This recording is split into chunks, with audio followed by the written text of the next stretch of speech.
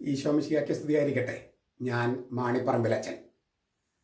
മാർപ്പാപ്പ കിഴക്കോട്ട് നോക്കിയാണോ കുർബാന അർപ്പിക്കുന്നത്? പലരും ചോദിച്ച ചോദ്യമാണ്. ഞാൻ ആ ചോദ്യത്തിൻ്റെ രൂപത്തിൽ തന്നെ അവതരിപ്പിക്കുകയാണ്. അച്ചോ, മാർപ്പാപ്പ കിഴക്കോട്ട് നോക്കിയാണോ കുർബാന അർപ്പിക്കുന്നത്? അതെ മോനെ, മാർപ്പാപ്പ കിഴക്കോട്ട് നോക്കിയാണ് കുർബാന അർപ്പിക്കുന്നത്. അതെങ്ങനെ ശരിയാകും? ഞങ്ങൾ കാണുമ്പോൾ മാർപ്പാപ്പ ജനാഭിമുഖമായിട്ടാണല്ലോ കുർബാന അർപ്പിക്കുന്നത്. അതും ശരിയാണ്. മാർപ്പാപ്പ കിഴക്കോട്ട് നോക്കി കുർബാന അർപ്പിക്കുന്നു, അതേസമയം അത് ജനാഭിമുഖവുമാണ്. അപ്പം അച്ഛന് തലയ്ക്ക് വട്ടുണ്ടോ? പലരും പറയണു അച്ഛന് തലയ്ക്ക് ഭ്രാന്താണെന്നൊക്കെ. ഇതിപ്പം ഇത് കേൾക്കുമ്പോൾ അങ്ങനെ തോന്നുമല്ലോ. മാർപ്പാപ്പ കിഴക്കോട്ട് നോക്കിയാണ് കുർബാന അർപ്പിക്കണേ എന്ന് അച്ഛൻ പറയണു. അതേ അച്ഛൻ തന്നെ തൊട്ടടുത്ത നിമിഷത്തിൽ പറയണു മാർപ്പാപ്പ ജനാഭിമുഖമായിട്ടാണ് കുർബാന അർപ്പിക്കണേന്ന്. രണ്ടും എങ്ങനെ ശരിയാകും? മോനെ, രണ്ടും ശരിയാണ്. ഇത് ഭ്രാന്തല്ല, വട്ടല്ല. നാം കണ്ണുകൊണ്ട് കണ്ടു, കാതുകൊണ്ട് കേട്ടു എന്നൊക്കെ പറയുന്നതിനേക്കാളും ആ പറയുന്ന കാര്യങ്ങളൊക്കെ അങ്ങ് യാഥാർത്ഥ്യമല്ല. നമ്മൾ കണ്ണുകൊണ്ട് കണ്ടു, കാതുകൊണ്ട് കേട്ടു, അതുകൊണ്ട് ശരിയാണ് എന്ന് പറഞ്ഞാൽ ശരിയാകില്ല. യാഥാർത്ഥ്യം അതിനപ്പുറത്താണ്. നമ്മൾ കണ്ണുകൊണ്ട് കാണുന്നു സൂര്യാസ്തമിക്കുന്നു, കണ്ണുകൊണ്ട് കാണുന്നു സൂര്യ ഉദിക്കുന്നു. എന്നാൽ അത് മാത്രമാണ് ശരി? സൂര്യൻ ഉദിക്കുകയോ അസ്തമിക്കുകയോ ചെയ്യുകയാണോ? അപ്പൊ കണ്ണുകൊണ്ട് കണ്ടതല്ലേ എന്ന് പറഞ്ഞിട്ട് കാര്യമുണ്ടോ? യാഥാർത്ഥ്യം അതിനപ്പുറത്താണ്. മാർപ്പാപ്പയുടെ കാര്യത്തിലേക്ക് വരാം. വത്തിക്കാനിലെ ആ പ്രദേശം ഒരു കുന്നായിരുന്നു. അത് അവിടെയാണ് പത്രോസിനെ അടക്കം ചെയ്തിരിക്കുന്ന കബറിടം. ഈ കുന്ന് ലെവൽ ചെയ്തിട്ടാണ് ഈ ദേവാലയം പണിതത്. അവിടെ ഒരു ഭൂമിശാസ്ത്രപരമായ പ്രശ്നമുണ്ട്. റോമ നഗരത്തിന് വെളിയിലാണ് ഈ വത്തിക്കാൻ കുന്ന്. റോമ നഗരത്തിന് വെളിയിൽ ടൈബർ നദിയുടെ കിഴക്ക് ഭാഗത്താണ്, അതായത് വത്തിക്കാൻ്റെ എതിർവശത്താണ് റോമ നഗരം. റോമ നഗരത്തിൽ നിന്ന് പ്രവേശിക്കാൻ കഴിയുന്ന തരത്തിൽ സെന്റ് പീറ്റേഴ്സ് പള്ളി പണിതിരിക്കുന്നത്. അതിനാൽ കിഴക്ക് നിന്നാണ് പള്ളിയിലേക്ക് പ്രവേശനം, പടിഞ്ഞാറ് നിന്നല്ല. കിഴക്ക് നിന്നാണ് പ്രവേശനം. അത് വത്തിക്കാൻ്റെ അവിടുത്തെ ഒരു രീതിയാണ്, പ്രകൃതമാണ്. ഈ ക്രിസ്തുവിൻ്റെ ആത്മബലി സ്വജീവിതത്തിൽ തുടരുന്നവരാണ് രക്തസാക്ഷികൾ. അവരാണ് സഭയുടെ ജീവിക്കുന്ന ബലിപീഠം. കല്ലുകൾ കൊണ്ടല്ല, യേശുവിന് ശരീരമായി തീർന്ന മനുഷ്യരെ കൊണ്ടാണ് ബലിപീഠം അപ്പോൾ നിർമ്മിക്കപ്പെടുന്നത്. രക്തസാക്ഷികളുടെ ക്രിസ്തുവിനോടൊപ്പം സ്നേഹമായി തീർന്ന മനുഷ്യരുടെ ബലിയായി അപ്പോൾ ഈ ദിവ്യബലി മാറുകയുമാണ്. ഞാൻ ഈ വാക്കുകൾ ബെനഡിക്ട് മാർപ്പാപ്പയുടെ വാക്കുകളാണ്. ഞാൻ അദ്ദേഹം എഴുതിയത് തന്നെ ഒന്ന് വായിക്കാം. The martyrs continue Christ self oblation. They are like the church's living altar, made not of stones but of men who have become members of the body of Christ and thus express a new kind of kultos, cult. Sacrifice is humanity becoming love with Christ. ക്രിസ്തുവിനോടൊത്ത് സ്നേഹമായി തീരുന്ന മനുഷ്യ വംശമാണ് ദിവ്യബലി. അങ്ങനെ ആകുകയാണ്. അത് ഈ രക്തസാക്ഷികൾ കുരിശിലെ ദിവ്യബലി, കുരിശിലെ ആത്മബലി തുടരുന്നത് കൊണ്ടാണ്. അതുകൊണ്ട് തന്നെ ഈ രക്തസാക്ഷികളുടെ കബറിടത്തിൽ, ആ കബറിടത്തിന് മുകളിലാണ് ബലിപീഠം വേണ്ടത്, അൾത്താര വേണ്ടത് എന്ന ചിന്ത വളരെ പ്രബലമായി. അങ്ങനെ മഹാനായ ഗ്രിഗറി മാർപ്പാപ്പയായിരുന്ന കാലയളവിൽ 6-ാം നൂറ്റാണ്ടിലാണ് ഈ ബലിപീഠം, മെത്രാന്റെ സിംഹാസനം, അത് കിടന്നിരുന്നത് പത്രോസിന്റെ കബറിടത്തിന്റെ തൊട്ടടുത്താണ്. അവിടേക്ക് മാറ്റി സ്ഥാപിച്ചു. അപ്പോൾ മെത്രാന്റെ സിംഹാസനം അത് ഈ പത്രോസിന്റെ കബറിടത്തിന് തൊട്ടരികിൽ അവിടേക്ക് ഈ ബലിപീഠം മാറ്റി സ്ഥാപിച്ചു. എന്തിനാണെന്ന് ഞാൻ പറഞ്ഞു കഴിഞ്ഞു. രക്തസാക്ഷികളാണ് ക്രിസ്തുവിന്റെ കുരിശിലെ ആത്മബലി സജീവമായി തുടരുന്നവര്. അവരാണ് സജീവശീല. അവരുടെ കബറിടത്തിൽ അർപ്പിക്കുമ്പോൾ ശരിക്കും പുണ്യവാന്മാരുടെ ഐക്യത്തില്, വിശുദ്ധരുടെ ഐക്യത്തില്, രക്തസാക്ഷികളുടെ ഐക്യത്തിൽ കുർബാന അർപ്പിക്കുന്നു എന്ന ദൈവശാസ്ത്രം വരുന്നു. അങ്ങനെ പത്രോസിന്റെ കബറിടത്തിനോട് എന്തുമാത്രം അടുത്ത് വരാമോ അത്രയും അടുത്ത് വരാനായിട്ട് ഈ ബലിപീഠം പണിതു. അപ്പോൾ സംഭവിച്ചത് എന്താണ്? സംഭവിച്ചത് ക്രൈസ്തവ പ്രാർത്ഥനയുടെ പാരമ്പര്യം ആവശ്യപ്പെടുന്നത് പോലെ കുർബാന അർപ്പിക്കുന്ന വൈദികൻ കിഴക്കോട്ട് തിരിഞ്ഞു നിൽക്കണം. അങ്ങനെ വേണം പ്രാർത്ഥിക്കാൻ. ജനങ്ങൾക്കപ്പുറത്ത് പോയി അവിടെ നിന്ന് നോക്കി പ്രാർത്ഥിക്കണം. അപ്പോ എന്ത് സംഭവിച്ചു? അത് ജനാഭിമുഖമായി. അതായത് മാർപ്പാപ്പ ആ ബലിപീഠത്തിൽ നിന്ന് കിഴക്കോട്ട് നോക്കി പ്രാർത്ഥിക്കുമ്പോൾ അവിടുത്തെ ഭൂമിശാസ്ത്രപരമായി കിടപ്പനുസരിച്ച് അത് ജനാഭിമുഖമായി പോയതാണ്. വീണ്ടും ഞാൻ ബെനഡിക്ട് മാർപ്പാപ്പയുടെ വാക്കുകള്. Thus, if the celebrating priest wanted, as the Christian tradition of prayer demands, to face east, he had to stand behind the people and look, this is the logical conclusion, toward the people. ഞാൻ ഒന്നുകൂടി പറയാം. വത്തിക്കാനിലെ ആ കുന്നിന്റെ സവിശേഷമായ ഭൂമിശാസ്ത്രമായ കിടപ്പനുസരിച്ച് ബലിപീഠം ഈ പത്രോസിന്റെ കബറിടത്തിന്റെ അവിടേക്ക് ഏറ്റവും ചേർത്തിട്ട് കഴിഞ്ഞപ്പോൾ രക്തസാക്ഷികളുടെ കബറിടത്തിന് മുകളിലാണ് ബലി അർപ്പിക്കേണ്ടത് എന്ന ചിന്ത വളരെ നല്ല ദൈവശാസ്ത്രമുള്ള ചിന്തയാണ്. അത് വന്നപ്പോൾ 6-ാം നൂറ്റാണ്ടില് 7ാം നൂറ്റാണ്ട് തുടക്കത്തില് മഹാനായ ഗ്രിഗറി ഈ ബലിപീഠം ഈ പത്രോസിന്റെ കബറിടത്തിന്റെ അടുത്തേക്ക് അടുപ്പിച്ചിട്ടു. അവിടെ തന്നെയായിരുന്നു ഈ മാർപ്പാപ്പ ഇരിക്കുന്ന സിംഹാസനം, പത്രോസിന്റെ സിംഹാസനം. അവിടെ നിന്നുകൊണ്ട് കുർബാന അർപ്പിക്കുന്ന മാർപ്പാപ്പ കിഴക്കോട്ട് നോക്കി പ്രാർത്ഥിക്കണം. കിഴക്കോട്ട് നോക്കി പ്രാർത്ഥിക്കണമെങ്കിൽ ഈ ജനങ്ങളുടെ അപ്പുറത്ത് നിന്ന് അവിടെ നിന്ന് നോക്കേണ്ടി വരും. അപ്പൊ ജനാഭിമുഖമായി തോന്നുകയാണ്, ജനാഭിമുഖമാണ്. പക്ഷെ മാർപ്പാപ്പ ജനാഭിമുഖമായിട്ടല്ല നിൽക്കണേ, കിഴക്കോട്ട് തിരിഞ്ഞ നിൽക്കണേ. അതിന്റെ ഒരു ദൈവശാസ്ത്രം നോക്കൂ. ജനങ്ങള് പടിഞ്ഞാറോട്ട് നോക്കിയാലും സാരമില്ല, ബലിയർപ്പിക്കുന്ന മാർപ്പാപ്പ കിഴക്കോട്ട് നോക്കി നിൽക്കണം എന്ന ചിന്തയിൽ നിന്നാണ് മാർപ്പാപ്പ കിഴക്കോട്ട് നോക്കി പ്രാർത്ഥിക്കുന്നത്. അവിടെ നിന്ന് ജനാഭിമുഖം പോയി എന്നുള്ളത് അതൊരു അവിടുത്തെ ഭൂമിശാസ്ത്രമായി കിടപ്പ് കൊണ്ട് വന്നതാണ്. അപ്പോഴും മാർപ്പാപ്പ കിഴക്കോട്ട് നോക്കി തന്നെയാണ് പ്രാർത്ഥിക്കുന്നത്, ജനാഭിമുഖമല്ല. ഞാൻ ഒന്നുകൂടി ആവർത്തിക്കാൻ ആഗ്രഹിക്കുന്നു. വൈദികൻ കിഴക്കോട്ട് നോക്കിയേ പ്രാർത്ഥിക്കാവുന്നതാണ്. മാർപ്പാപ്പ കിഴക്കോട്ട് നോക്കിയാണ് പ്രാർത്ഥിക്കുന്നത്. വത്തിക്കാനിലെ ഭൂമിശാസ്ത്രപരമായി കിടപ്പനുസരിച്ച് അത് ജനാഭിമുഖമായി പോയതാണ്. അല്ലാതെ ജനാഭിമുഖ കുർബാനയല്ല വത്തിക്കാനിൽ നടക്കണേ. പക്ഷേ കാണുമ്പോൾ എങ്ങനെയാ? കാണുമ്പോൾ പെട്ടെന്ന് ഈ കിഴക്കോട്ട് നോക്കിയാണ് മാർപ്പാപ്പ നിൽക്കണമെന്ന കാര്യമൊന്നും ആൾക്കാർ ചിന്തിച്ചില്ല. ജനാഭിമുഖമാണ്. ഇത് കണ്ട ആളുകള് ഈ മാർപ്പാപ്പയുടെ പള്ളിയിലുള്ളതാണ് ഏറ്റവും ആദർശപൂർണം എന്ന് വിചാരിച്ച് മറ്റു പല സ്ഥലത്തേക്കും കോപ്പിയടിച്ചു. അങ്ങനെയാണ് പലയിടത്തും ജനാഭിമുഖം വന്നത്. സവിശേഷമായി ഞാൻ പറഞ്ഞു കഴിഞ്ഞു. 2-ാം വത്തിക്കൻ സുഗനോദോസിന് പോയ ആളുകളൊക്കെ ഈ കുർബാനയെല്ലാം കണ്ടു കഴിഞ്ഞപ്പോൾ ഇതായിരിക്കും 2-ാം വത്തിക്കൻ സുഗനോദോസ് നടപ്പാക്കാൻ ആഗ്രഹിച്ച ലിറ്റർജി പരിഷ്കാരം, ലിറ്റർജിക്കൽ റിന്യൂവൽ എന്ന ധാരണയിലെത്തി. അത് ഓരോരുത്തരും ധാരണയിലെത്തി. അങ്ങനെ അത് പ്രചരിച്ചു. ഈ പ്രചരിക്കുന്ന കാര്യമൊന്നും നമ്മൾ അറിയുന്നില്ല. കൗൺസില് 3 കൊല്ലത്തിൽ 4 കൊല്ലത്തോളം നീണ്ടുന്ന കൗൺസിലാണ്. പലരും ഇങ്ങനെ തുടങ്ങി. അങ്ങനെ ഇതങ്ങ് പ്രചരിച്ചു. മാത്രമല്ല മാധ്യമങ്ങളിലെല്ലാം അങ്ങനെ വാർത്തകൾ വന്നു. ഇത്തരം പരിഷ്കാരങ്ങളെല്ലാം വരുന്നുള്ള വാർത്തകളും വന്നു. അപ്പോൾ മീഡിയ പറയുന്നതാണ് സത്യം എന്നാണല്ലോ പെട്ടെന്ന് മനുഷ്യരൊക്കെ ചിന്തിക്കണേ. സത്യം മീഡിയ റിപ്പോർട്ട് ചെയ്യല്ല, മീഡിയ പറയുന്നതാണ് സത്യം എന്ന് ഒരു ചിന്ത വരികയാണ്. അങ്ങനെ മാർപ്പാപ്പ അർപ്പിക്കുന്ന കുർബാനയാണ് ഏറ്റവും നല്ലതെന്ന് ആരോപിക്കപ്പെട്ടു. ആരോപണമാണ്, അലിഗേഷൻ. അത് മറ്റു സ്ഥലം കോപ്പിയടിച്ചു. അങ്ങനെ ജനങ്ങൾക്കെതിരെ നിന്ന് കുർബാന അർപ്പിക്കുന്ന പാരമ്പര്യം രൂപപ്പെട്ടു. ജനങ്ങൾക്കെതിരെ വേഴ്സസ് പോപ്പിളും എന്നാണ് ലത്തീനില്. ജനാഭിമുഖം എന്ന് നമ്മൾ ഓമനപ്പേരിട്ട് വിളിക്കുക. ലത്തീനിൽ വേഴ്സസ് പോപ്പിളും, ജനങ്ങൾക്കെതിരെയാണ് അച്ഛൻ നിൽക്കണേ, ജനങ്ങൾക്കെതിരെ.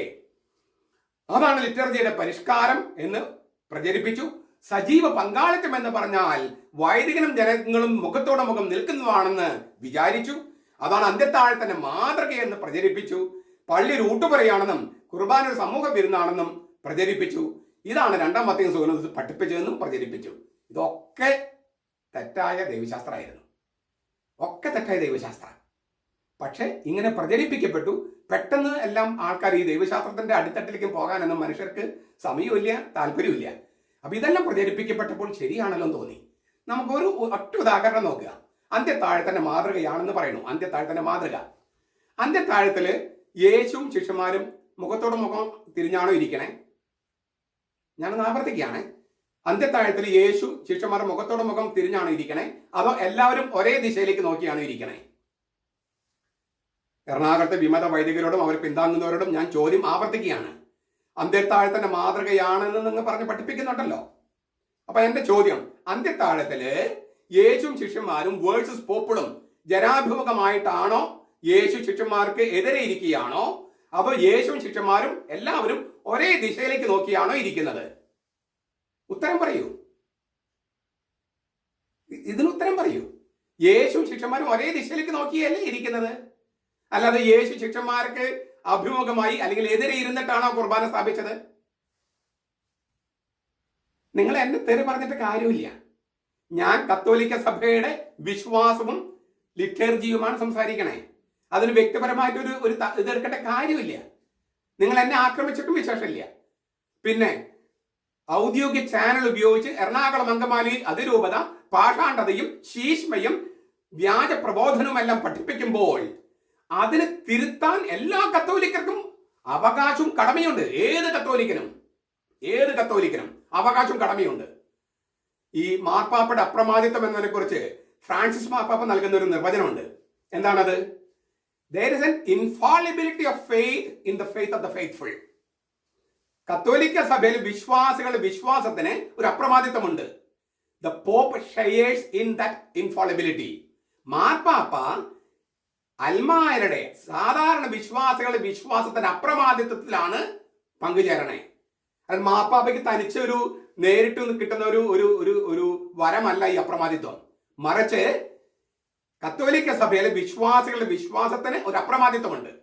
ഉദാഹരണം പറയാം. എന്തുമാത്രം ദൈവശാസ്ത്രജ്ഞന്മാർ വന്ന് എന്തെല്ലാം തട്ടിപ്പുകൾ പറയണം, അതൊക്കെ നമ്മുടെ ജനങ്ങൾ വിശ്വസിക്കുന്നുണ്ടോ? ഞാൻ പഠിപ്പിച്ച 1-2 സെമിനാറുകളിലെ ഒരു പ്രൊഫസർ, വലിയ പ്രൊഫസറാണ് അദ്ദേഹം പഠിപ്പിക്കാറുണ്ട്. എങ്ങനെയാണ് യേശു ദൈവമാണെന്ന് യേശുവിനെ അറിയാൻ പാടില്ലായിരുന്നു. ആ പ്രൊഫസർ ഇപ്പോഴും ജീവിച്ചിരിപ്പുണ്ട്. പല സെമിനാറിലും റെക്ടറും ഡീനൊക്കെ ആയിരുന്നു. അപ്പൊ അദ്ദേഹം പഠിപ്പിക്കുകയാണ്, യേശു ദൈവമാണെന്ന കാര്യം യേശുവിനെ അറിയില്ലായിരുന്നു.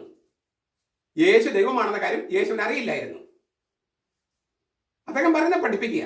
ഇത് സെമിനാറിലൊക്കെ പഠിപ്പിച്ചിട്ടുണ്ട്, പല പ്രൊഫസർമാരെയും പഠിപ്പിച്ചിട്ടുണ്ട്. ഇദ്ദേഹത്തിന്റെ ക്ലാസ് കഴിഞ്ഞിട്ടാണ് ഞാൻ അവിടെ ക്ലാസ് എടുക്കാൻ ചെല്ലണേ.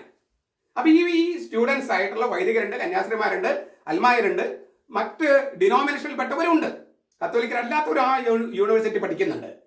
അപ്പൊ അവരെന്നോട് ചോദിക്കും, ഇന്നൊരു പ്രൊഫസർ പറഞ്ഞല്ലോ യേശു ദൈവമാണെന്ന കാര്യം യേശുവിനെ അറിയാൻ പാടില്ലായിരുന്നു എന്ന് പറഞ്ഞ് പഠിപ്പിക്കുന്നുണ്ടല്ലോ, അച്ഛൻ എന്ത് പറയുന്നു? ഞാൻ അവരോട് തിരിച്ചൊരു ചോദ്യം ചോദിക്കാറ്. എന്താണ്? നിങ്ങൾക്ക് ഇപ്പൊ ഈ പ്രൊഫസർ പറഞ്ഞ കാര്യം നിങ്ങൾക്ക് ഏതെങ്കിലും പള്ളിയിൽ പോയി പ്രസംഗിക്കാൻ പറ്റുമോ? യേശു ദൈവമാണെന്ന കാര്യം യേശുവിനെ അറിയാൻ പാടില്ലായിരുന്നു എന്ന് ആ പ്രൊഫസറെ പഠിപ്പിച്ചത് നിങ്ങൾക്ക് ഏതെങ്കിലും പള്ളിയിൽ പോയി പ്രസംഗിക്കാൻ പറ്റുമോ? എല്ലാവരും ഏകകണ്ഠമായിട്ട് പറയും അത് പറ്റില്ല. ഞാൻ ചോദിച്ചു, എന്തുകൊണ്ട് പറ്റില്ല? ജനങ്ങളെ ഇടയും.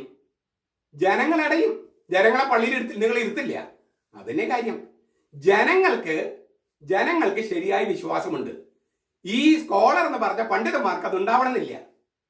അതുകൊണ്ട് അവർ വന്ന് പഠിപ്പിക്കുന്ന കാര്യം സാധാരണക്കാർ പഠിപ്പിക്കാൻ പറ്റില്ല.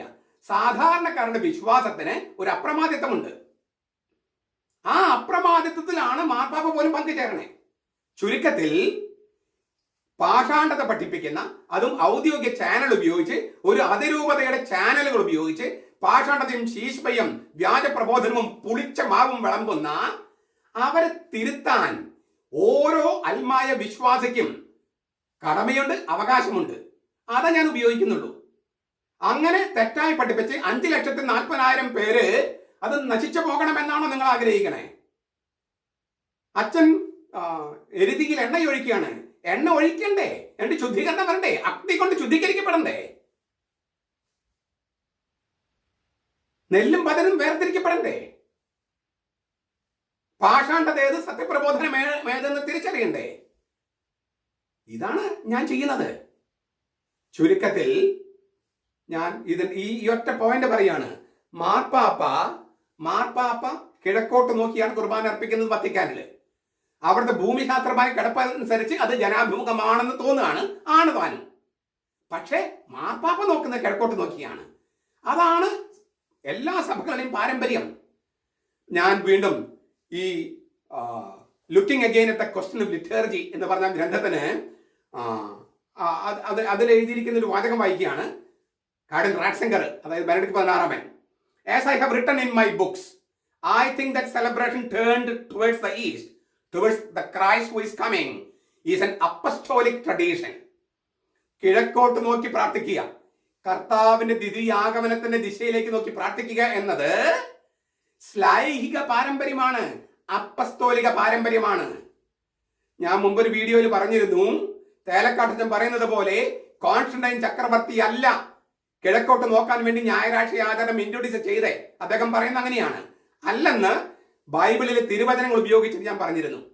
അതായത് ശ്ലൈഹിക പാരമ്പര്യമാണ് കിഴക്കോട്ട് നോക്കി പ്രാർത്ഥിക്കുന്നതും ഞായറാഴ്ച ആചരണമെന്ന് ഞാൻ പറഞ്ഞിരുന്നു.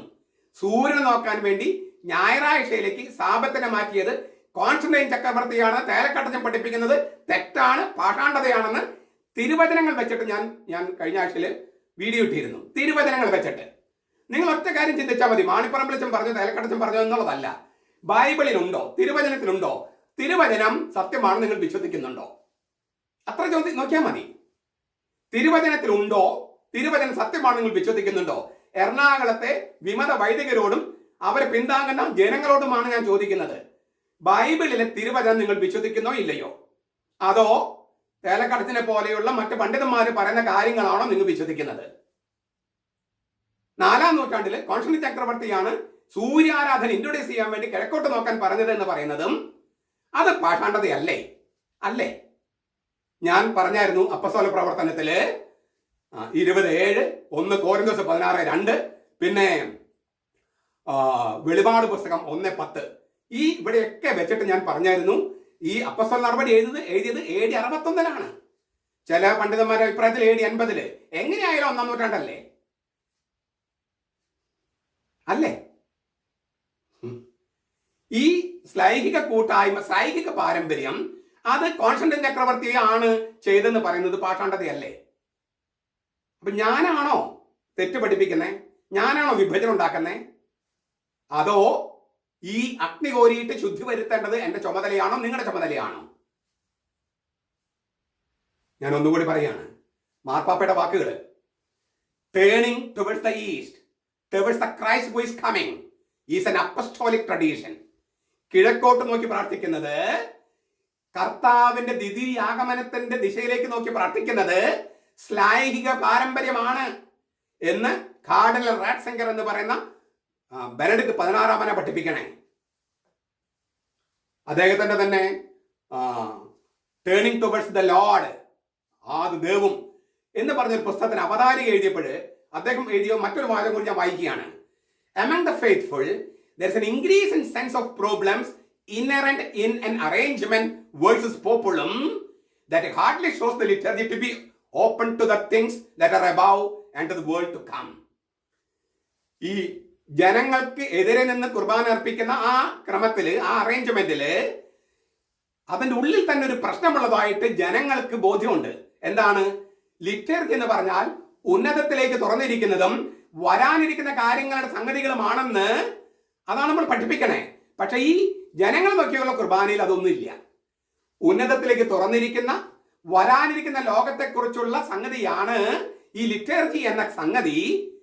ജനങ്ങൾക്കത് അറിയാം, പക്ഷെ അത് ഈ അനുഷ്ഠിക്കുമ്പോൾ ജനാഭിമുഖമായി ജനങ്ങൾക്കെതിരെ നിന്ന് അർപ്പിക്കുമ്പോൾ ഈ രണ്ട് കാര്യങ്ങളും അതിനകത്ത് വരുന്നില്ല. അത് ഉന്നതത്തിലേക്ക് നോക്കുന്നുമില്ല, വരാനിരിക്കുന്ന സംഗതികളെ കുറിച്ചല്ല ചിന്തിക്കുന്നതും. മറിച്ച് ഈ ഭൂമിയിൽ പരസ്പരം നോക്കി നിന്ന് ഒരു ചർച്ച നടത്തുന്നത് പോലെയോ ഒരു കൂട്ടപ്രാർത്ഥന നടത്തുന്നത് പോലെയോ മാറിയിരിക്കുന്നു ലിറ്റർജി. ഈ പ്രശ്നത്തെക്കുറിച്ച് ജനങ്ങൾ നല്ല ബോധവാന്മാരാണ്. എറണാകുളം അങ്കമാലി അതിരൂപതയിലെ 5,40,000 പേരുണ്ടെങ്കിൽ 5,25,000 പേരും അതേക്കുറിച്ച് ബോധവാന്മാരാണ്. പക്ഷേ അവർക്ക് പറയാനോ നടപടിയെടുക്കാനോ സാധിക്കാത്തൊരവസ്ഥയുണ്ടെന്ന് മാത്രം. എന്ത് ചെയ്യും? ഇടവകയിൽ വികാരിച്ചൻ ഇതുപോലെ പാഷാണ്ഡതയും ശീഷ്മയുമായിട്ട് നിന്നാൽ ജനങ്ങൾ എന്ത് ചെയ്യും? ഇടയൻ ഇതുപോലെ ഈ ജനങ്ങളെ മുഴുവൻ വഴിതെറ്റിച്ചാൽ എന്ത് ചെയ്യും മനുഷ്യരെ? അവര് പാവപ്പെട്ട മനുഷ്യരാണ്, അവരെന്ത് ചെയ്യും? അതിനാൽ പ്രിയപ്പെട്ട വൈദികരെ, ഞാൻ നിങ്ങൾക്ക് എതിരാണ് എന്ന് കരുതരുത്. എറണാകുളം അങ്കമാലി അതിരൂപതയിലെ വൈദികർക്ക് എതിരാണെന്ന് കരുതേണ്ട കാര്യമില്ല. മാത്രമല്ല, എന്നെ വിളിച്ച് ഭീഷണിപ്പെടുത്തുക, എൻ്റെ സ്റ്റാഫിനെ വിളിച്ച് ഭീഷണിപ്പെടുത്തുക, അതൊക്കെ ഞാൻ പോലീസിൽ അറിയിച്ചാൽ നിങ്ങൾ പെട്ടുപോകും കേട്ടോ. നിങ്ങളിങ്ങനെ ജീവനെ കൊല്ലുമെന്നൊക്കെ പറഞ്ഞിട്ട് ഭീഷണിപ്പെടുത്തുകയാണ് എൻ്റെ സ്റ്റാഫിനെയൊക്കെ. നിങ്ങളുടെ നമ്പറും എല്ലാം നോട്ട് ചെയ്തിട്ടുണ്ട്. അതൊക്കെ ഇനി ഞാൻ പോലീസിൽ അറിയിക്കണോ? അതാണോ മര്യാദ? മാത്രമല്ല ഞാൻ നിങ്ങൾക്ക് എതിരാന്ന് നിങ്ങൾ വിചാരിക്കുന്നുണ്ടോ? എത്ര നാൾ നിങ്ങളിങ്ങനെ ദൈവത്തിന് പുറംതിരിഞ്ഞ് നിൽക്കും? എത്ര നാൾ നിൽക്കും? നിങ്ങൾക്ക് ഇത് നടക്കുമോ? നടക്കില്ല. ദൈവോന്മുഖ കുർബാന നിങ്ങൾ ചൊല്ലേണ്ടി വരും. എന്തുകൊണ്ട് ചൊല്ലേണ്ടി വരും എന്ന് നിങ്ങൾക്ക് തന്നെ ആലോചിച്ച് മനസ്സിലാകാം. അങ്ങനെ സംഭവിക്കും. അതിന് ഉറച്ച തീരുമാനമെടുത്തതാണ് റോം. ഇതിനൊരു മാറ്റം അതിനകത്തുണ്ടാകില്ല. നിങ്ങൾ ആരൊക്കെ എന്തൊക്കെ പറഞ്ഞാലും നടക്കില്ല. അതിനെതിരെ നിന്ന് മെത്രാനോട് രാജിവെച്ച് പോകാനാണ് റോം പറഞ്ഞേ. ഇതിനേക്കാൾ നല്ല സന്ദേശം നിങ്ങൾക്ക് കിട്ടാനുണ്ടോ? അത് നിങ്ങൾക്ക് വേണ്ടി നിന്നു എന്ന് നിങ്ങൾ പറഞ്ഞ് രക്തസാക്ഷി എന്ന് പരിവേഷം കൊടുക്കുന്ന ആ മെത്രാനോട് രാജിവെച്ച് പോകാനാണ് റോം പറഞ്ഞത്. എന്ന് വെച്ചാൽ നിങ്ങൾ ദൈവോന്മുഖ കുർബാന ചൊല്ലേണ്ടി വരും എന്ന കാര്യത്തിൽ റോം അന്തിമ തീരുമാനം എടുത്തു കഴിഞ്ഞു. അപ്പൊ നിങ്ങൾക്ക് കത്തോലിക്ക സഭയിൽ നിൽക്കണമെങ്കിൽ, സീറോ മലബാർ സഭയിൽ നിൽക്കണമെങ്കിൽ ദൈവോന്മുഖ കുർബാന ചൊല്ലേണ്ടി വരും. അത് നിങ്ങൾക്കറിയാം. അപ്പോൾ അന്ന് നിങ്ങൾക്ക് ഈ മനഃശാന്തി കിട്ടുമെന്ന് പറയും. ഞങ്ങൾ ഇന്ന് തിരിഞ്ഞപ്പോൾ ഇതൊക്കെ ഈ തിരിയുന്നതിന്റെ ദൈവശാസ്ത്രം മാണിപ്പറമ്പലച്ചനും അതുപോലെയുള്ളവർ പഠിപ്പിച്ചിട്ടുണ്ട് എന്ന് നിങ്ങൾക്ക് ബോധ്യമാകുകയും ചെയ്യും. ഞാൻ നിങ്ങളുടെ സ്നേഹിതനാണെന്ന് നിങ്ങൾ തിരിച്ചറിയും. ഇപ്പോൾ നിങ്ങൾക്ക് തോന്നും ഞാൻ നിങ്ങളുടെ ശത്രുവാണെന്ന്. അല്ല, ഞാൻ നിങ്ങളെ സഹായിക്കുകയാണ്. ദൈവോന്മുഖ കുർബാന ചൊല്ലാൻ ഏതാനും നാളുകളെ ഇനിയുള്ളൂ. അന്നും നിങ്ങളുടെ മനസ്സിന് ഭാരം ഉണ്ടാകാം. ഞങ്ങൾ ജനങ്ങൾക്ക് അഭിമുഖമായാണ് കുർബാന ചൊല്ലേണ്ടിയിരുന്നത് എന്ന് മനസ്സാക്ഷിക്ക് തോന്നാം. അതല്ല, അതിന്റെ ഈ ദൈവോന്മുഖമായി തിരിയുന്നതിലാണ്, കിഴക്കോട്ട് തിരിയുന്നതിലാണ് ശരിയായ സഭയുടെ ദൈവശാസ്ത്രം ഉള്ളത് എന്ന് അത് ഞാൻ പല വീഡിയോസിലൂടെ നിങ്ങൾ പറഞ്ഞപ്പോൾ അത് നിങ്ങൾ കേട്ടാല് നിങ്ങൾക്കൊരു കാര്യം മനസ്സിലാകും. ഞാനാണ് ശരിക്കും നിങ്ങളുടെ പക്ഷത്തുള്ളത്. ദൈവത്തിന്റെ പക്ഷത്തും നിങ്ങളുടെ പക്ഷത്തുള്ളത് ഞാൻ തന്നെയാണെന്ന് മനസ്സിലാകും. ഞാൻ എന്നെ പുകഴ്ത്താൻ വേണ്ടി പറയല്ല. നിങ്ങൾ എന്നെ ശത്രുവായിട്ട് കണ്ട് എൻ്റെ ജീവനെ ഭീഷണിപ്പെടുത്തുക, എൻ്റെ സ്റ്റാഫിനെ ഭീഷണിപ്പെടുത്തുക, അതുകൊണ്ട് എനിക്ക് കാര്യമില്ല. ഇനി അങ്ങനെ നിങ്ങൾ എന്നെ കൊന്നാലും ഞാൻ ദൈവശാസ്ത്രത്തിൽ ഒരു മാറ്റം ഞാൻ വരുത്തില്ല. എന്നെ അറിയുന്നൊക്കെ അറിയാം. പോലീസ് പ്രൊട്ടക്ഷനും അങ്ങനെ എന്തെല്ലാം കാര്യങ്ങൾ കഴിഞ്ഞു പോന്നിരിക്കുന്നു. ഇപ്പോഴൊന്നല്ല, 10-28 വയസ്സുള്ളപ്പോൾ തൊട്ട് 11 പോലീസുകാരുടെ കാവലിൽ 7 ദിവസം ജീവിച്ചവനാണ് ഞാൻ. മുഖ്യമന്ത്രിയാണ് ഓർഡർ ഇട്ട് എൻ്റെ ജീവനെ ഭീഷണി ഉണ്ടെന്ന് പറഞ്ഞിട്ട് സംരക്ഷണം നൽകിയത്. അന്നത്തെ മുഖ്യമന്ത്രി ഓർഡർ ഇട്ട്. അപ്പൊ അന്ന് 28 വയസ്സില്ലാത്ത ഒരു പേടി ഇപ്പൊ 58 വയസ്സിനുണ്ടാകുമോ? ഇല്ല. അതുകൊണ്ട് നിങ്ങൾ ഇങ്ങനെ ഫോൺ വിളിച്ചിട്ട് എന്നെ ഭീഷണിപ്പെടുത്തുക, എൻ്റെ സ്റ്റാഫിനെ ഭീഷണിപ്പെടുത്തുക, അതും ചെയ്യാതെ മറിച്ച് അതൊരു ഭീരുത്വമല്ലേ? ഇങ്ങനെ ഭീഷണിപ്പെടുത്തുക എന്ന് പറയുന്നത് നിങ്ങളുടെ കയ്യിൽ ഒന്നും ഇല്ലാത്തത് കൊണ്ടല്ലേ? ദൈവശാസ്ത്രം ഇല്ലാത്തത് കൊണ്ടല്ലേ? അതിന്റെ അടിത്തറയില്ലാത്തത് കൊണ്ടല്ലേ? അതിനാൽ ഞാൻ വീണ്ടും പറയണു, ഞാൻ പറയുന്നത് നിങ്ങൾക്ക് വേണ്ടിയാണ്. ദൈവോന്മുഖ കുർബാന ചൊല്ലാൻ നിങ്ങൾ നിർബന്ധിതനാകും. ഇനി കുറച്ച് ദിവസങ്ങളേ ഉള്ളൂ, അല്ലെങ്കിൽ ഏതാനും ആഴ്ചകളേ ഉള്ളൂ. അപ്പോൾ നിങ്ങൾ ചൊല്ലുമ്പോൾ അതിന് ഈ ദൈവശാസ്ത്രങ്ങളൊക്കെ ഉണ്ട്. ഞങ്ങളെ പറഞ്ഞ് പറ്റിച്ച ആ ഷാലോ, തീരാണമില്ലാത്ത ദൈവശാസ്ത്രമല്ല, സഭയുടെ സമ്പന്നമായ ദൈവശാസ്ത്രം ഇതിനുണ്ട് എന്ന് തിരിച്ചറിഞ്ഞ് നിങ്ങൾ ഇത് കേൾക്കണമെന്നാണ് എനിക്ക് പറയാനുള്ളത്. ഈ ചോദിച്ച മോനോടൊരു കാര്യം കൂടി. മാർപ്പാപ്പ ഇനിയിപ്പം പടിഞ്ഞാറോട്ട് നോക്കിയോ ജനാഭിമുഖമായിട്ട് കുർബാന ചൊല്ലുക എന്ന് കരുതുക. എങ്കിൽ പോലും മാർപ്പാപ്പ പാശ്ചാത്യ സഭയിൽപ്പെട്ട ആളല്ലേ, പൗരസ്ത്യ സഭയിൽപ്പെട്ട ആളല്ലല്ലോ. പൗരസ്ത്യ സഭകളിലല്ലേ സീറോ മലബാറും സീറോ മലങ്കരയും അങ്ങനെയൊക്കെ ഉള്ളത്. അപ്പോൾ പാശ്ചാത്യ സഭയെ നമ്മൾ അനുകരിക്കുകയാണോ വേണ്ടത്, അതോ പൗരസ്ത്യ സഭകളുടെ സമ്പന്നമായ തനതായ പാരമ്പര്യവും ദൈവശാസ്ത്രവും നിലനിർത്തുകയാണോ വേണ്ടത്? നമ്മളെ അനുകരിക്കാൻ വേണ്ടിയാണെങ്കിൽ എന്തിനാണ് പൗരസ്ത്യ സഭകൾ കത്തോലിക്ക സഭയുടെ ഉള്ളിൽ? നമ്മൾ പാശ്ചാത്യ സഭയെ അനുകരിക്കാൻ, മാർപ്പാപ്പയെ അനുകരിക്കാൻ വേണ്ടിയാണെങ്കിൽ എന്തിനാണ് പൗരസ്ത്യ സഭകൾ കത്തോലിക്ക സഭയുടെ ഉള്ളിൽ? അതുകൊണ്ട് മാർപ്പാപ്പ ചൊല്ലുന്ന പോലെ ചൊല്ലാം എന്ന് പറയുമ്പോൾ ഞങ്ങൾ പാശ്ചാത്യ സഭയാകാം എന്ന് പറയുന്നതിന് തുല്യല്ലേ? അത് സഭ സമ്മതിക്കുവോ? ഇല്ല. പൗരസ്ത്യ സഭകളുടെ അത്രയും സമ്പന്നത പാശ്ചാത്യ സഭയ്ക്ക് ഇല്ലെന്നാണ് വത്തിക്കാൻ സൂനോസൻ ഡോക്യുമെന്റ്സിൽ പോലും എഴുതി വെച്ചിരിക്കുന്നത്. തീർന്നില്ല. മാർപ്പാപ്പയുടെ രീതി മതി എന്നിങ്ങനെ നാഴികയ്ക്ക് 40 വട്ടം പറയുന്നവര് മാർപ്പാപ്പ കൽപ്പിച്ച കൽപ്പന എന്താ ധിക്കരിക്കണേ? കഴിഞ്ഞ ഈസ്റ്റർ തൊട്ട് ദൈവോന്മുഖ കുർബാന അർപ്പിക്കണം, സിനഡൽ കുർബാന അർപ്പിക്കണമെന്ന് മാർപ്പാപ്പയല്ലേ നിങ്ങളോട് പറഞ്ഞത്? മാർപ്പാപ്പയുടെ കുർബാന മതിയെന്ന് നാഴികയ്ക്ക് 40 നേരം പറയുന്ന ആളുകൾ എന്തുകൊണ്ട് മാർപ്പാപ്പയുടെ കൽപ്പന അനുസരിക്കുന്നില്ല? അങ്ങനെ വരുമ്പോഴേക്കും മാർപ്പാപ്പയ്ക്ക് ഇല്ലാത്ത കുറ്റമില്ല. ഇതെന്തൊരു ഇരട്ടത്താപ്പാണ്? ഇരട്ടത്താപ്പാ? ഞാൻ ആവർത്തിക്കുന്നത് ക്ഷമിക്കണം. ഞാൻ പറയുന്ന കാര്യങ്ങളെ ഖണ്ഡിക്കാൻ നിങ്ങൾ ദൈവശാസ്ത്രവും മറ്റു വരിക. അല്ലാതെ തെറി പറഞ്ഞിട്ടും ഭീഷണിപ്പെടുത്തിയിട്ടും അതല്ല ശരിയായ രീതി. അത് ഈ തീവ്ര കമ്മ്യൂണിസ്റ്റ് വാദവും മതതീവ്രവാദവുമാണ്. അതല്ലല്ലോ നിങ്ങൾ ചെയ്യേണ്ടത്. നിങ്ങളുടെ ദൈവശാസ്ത്രം അവതരിപ്പിക്കൂ. അങ്ങനെ ഒരു ദൈവശാസ്ത്രം ഇല്ല, അതാണ് അവതരിപ്പിക്കാൻ നിങ്ങൾക്ക് കഴിയില്ല. ഞാൻ കഴിഞ്ഞ വീഡിയോയിൽ പറഞ്ഞല്ലോ, നരികുളച്ചൻ പോലും ലിറ്റർജിയിൽ വലിയ അധികാരം എന്ന് പറയുന്ന നരികുളച്ചന് പോലും ഈ ജനാഭിമുഖ കുർബാനയ്ക്ക് ഒരു ദൈവശാസ്ത്രം അവതരിപ്പിക്കാൻ ഉണ്ടായില്ല. ഞാനത് കേട്ട് കഴിഞ്ഞിട്ട് ഒന്നും കണ്ടില്ല. അപ്പൊ ഞാനതെല്ലാം പറഞ്ഞു കഴിഞ്ഞു, ഓരോന്നും ഞങ്ങളോട് ഞാൻ എടുത്ത് പറഞ്ഞു കഴിഞ്ഞു. ഞാൻ ഖണ്ഡിക്കുന്നത് ദൈവശാസ്ത്രത്തിന്റെ വെളിച്ചത്തിലും സഭയുടെയും ലിറ്റർജിയുടെയും വെളിച്ചത്തില. അല്ലാണ്ട് വ്യക്തിപരമായിട്ട് ഒരു ദേഷ്യവും എനിക്ക് ഇവരാരും തന്നെ എനിക്ക് ദോഷം ചെയ്തിട്ടുള്ളവരല്ല. എനിക്ക് വ്യക്തിപരമായിട്ട് യാതൊരു ദേഷ്യം എനിക്ക് ആരോടുമില്ല. പക്ഷേ സഭയുടെ കാര്യത്തിലും ക്രിസ്തുവിന്റെ കാര്യത്തിലും ഒരു വിട്ടുവീഴ്ചയും നമുക്ക് നടക്കില്ല.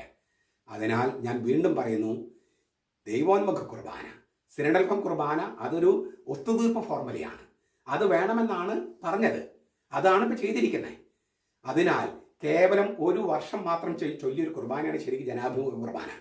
1968 തുടങ്ങി 69 തന്നെ അത് മാറ്റാനായിട്ട് റോമിന് ആവശ്യപ്പെട്ടു. പാറേക്കാട്ടിൽ തിരുമേനി അത് സമ്മതിച്ചില്ല. അങ്ങനെ വന്ന് 80 കട്ടായം പറഞ്ഞു റോം 12 കൊല്ലം കഴിഞ്ഞപ്പോഴേക്കും എങ്ങനെയായാലും ദൈവോന്മുഖ കുർബാനയെ പറ്റുമെന്ന്. അത് നരികുളച്ചൻ പറഞ്ഞതാണ്. അത് ആ കമ്മിറ്റിയിൽ ഉണ്ടായിരുന്ന ആളാ, ലിറ്റർജി കമ്മിറ്റിയിൽ. ചുരുക്കത്തിൽ 68 തുടങ്ങി 69 തന്നെ തിരുത്താൻ പറഞ്ഞു. അപ്പോൾ ഒരു കൊല്ലം ചൊല്ലിയിട്ടുള്ളത് ഓർക്കണേ. തിരുത്താതെ മുന്നോട്ട് ഇങ്ങനെ ഈ ധിക്കാരം പാറേക്കാട്ടിൽ തിരുമേനിയാണ് നിങ്ങളെ പഠിപ്പിച്ചത്. ധിക്കാരം അതിപ്പോൾ നിങ്ങൾ തുടരുകയാണ്. അങ്ങനെ ധിക്കരിച്ച് 80 റോം പറഞ്ഞു പറ്റില്ല, പക്ഷെ നിങ്ങൾ അപ്പോഴും ധിക്കരിച്ചു. അങ്ങനെ ധിക്കാരത്തിന് 50 വർഷമാണ് ജനാഭിമുഖം. മാർപ്പാപ്പമാരെയും റോമിനെയും ധിക്കരിച്ചതിന്റെ 50 വർഷമാണ് ഈ ജനാഭിമുഖ കുർബാന. 1986 ജോൺ പോൾ രണ്ടാമൻ മാർപ്പാപ്പ വന്ന് ഉദ്ഘാടനം ചെയ്തത് ഈ പറഞ്ഞ കുർബാനയാണ്, ദൈവോന്മുഖ കുർബാനയാണ്. ഏതാനും രൂപത ഒഴികെ മറ്റെല്ലാ രൂപതകളിലും അത് ചൊല്ലിയിരുന്നേ. അതുകൊണ്ട് 50 കൊല്ലത്തെ പാരമ്പര്യം ഒന്നും പറയരുത്. സത്യം പറഞ്ഞാൽ 1 കൊല്ലോ 1.5 കൊല്ലത്തെ പാരമ്പര്യമേ ശരിക്കുള്ളൂ. ശരിക്ക് അതായത് റോമിന്റെ അനുവാദത്തോടു കൂടി 1.5 കൊല്ലത്തെ പാരമ്പര്യമേ ജനാഭിമുഖ കുർബാനയ്ക്കുള്ളൂ. അന്ന് മുതൽ ധിക്കരിച്ചതിന്റെ പാരമ്പര്യമാണ് 50 കൊല്ലത്തെ, നിങ്ങൾ പറഞ്ഞ 50-60 കൊല്ലത്തെ ഈ ജനാഭിമുഖ കുർബാന പാരമ്പര്യം. അത് റോമിനെയും മാർപ്പാപ്പന്മാരെയും ധിക്കരിച്ചതിന്റെ പാരമ്പര്യമാണ്. ഇത് തിരിച്ചറിയൂ. എനിക്ക് ആരോടും ദേഷ്യത്തോടു കൂടി പറയുന്നതല്ല. ഇതാണ് സത്യം, ഇതാണ് ചരിത്രം. ചരിത്രം ഇതാണ്. അതിനാൽ അത് ഖണ്ഡിക്കാൻ നോക്കിയിട്ട് കാര്യമില്ല. മാത്രമല്ല ഇനിയൊരു തിരിച്ചുപോക്കില്ല. അതായത് ദൈവോന്മുഖ കുർബാനയും നടക്കൂ, അതായത് സിനഡൽഫം കുർബാനയും നടക്കൂ. അതൊന്നും തിരിച്ചുപോക്കില്ല. അത് തിരിച്ചറിഞ്ഞ് എത്രയും പെട്ടെന്ന് അത് സ്വീകരിച്ച് സഭയിൽ ഐക്യത ഉണ്ടാക്കാൻ ശ്രമിക്കുകയാണ് നിങ്ങൾ ചെയ്യേണ്ടത്.